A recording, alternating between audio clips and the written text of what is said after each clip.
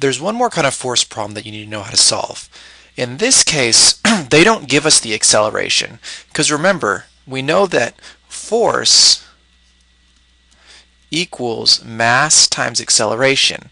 However, in this problem, they only give us the mass. They don't give us the acceleration, so we have to figure out the acceleration for ourselves, because it says a car starts out traveling at 10 meters per second, and then after 5 seconds is sped up to 20 meters per second. So you have to go way back and think, what is the formula for acceleration? And if you remember, the formula for acceleration is the change in velocity over the change in time. So the change in velocity here, we know that the new velocity right here is 20. So we're going to do 20 meters per second minus the old velocity, which is 10 meters per second. And we're going to divide all of that by the time. And if you look here, the time is 5 seconds, so it's going to be 5 seconds.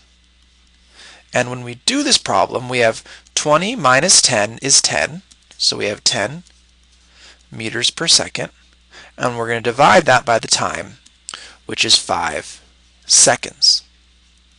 So 10 divided by 5 is 2. So we're going to have, the answer is going to be 2 meters per second, or 2 meters squared. And this is basically step 1. Step 1 is find the acceleration. Now that we have the acceleration, we can plug that into the new problem here, because this acceleration is a. So we're going to put 2 in for a. 2 meters per second squared. And we also already know the mass. The mass right here is 2,000. So we're going to put that in here, 2,000 kilograms. And that is going to equal the force. So the force equals 2,000 times 2. And 2 times 2 is 4. And then we just add the zeros. 1, 2, 3. And it's the unit for force is newtons. So it's 4,000 N. And that is your answer.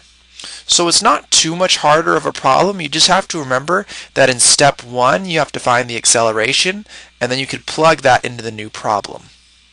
And that is how you solve problems when they do not give you the acceleration but still want you to solve for force.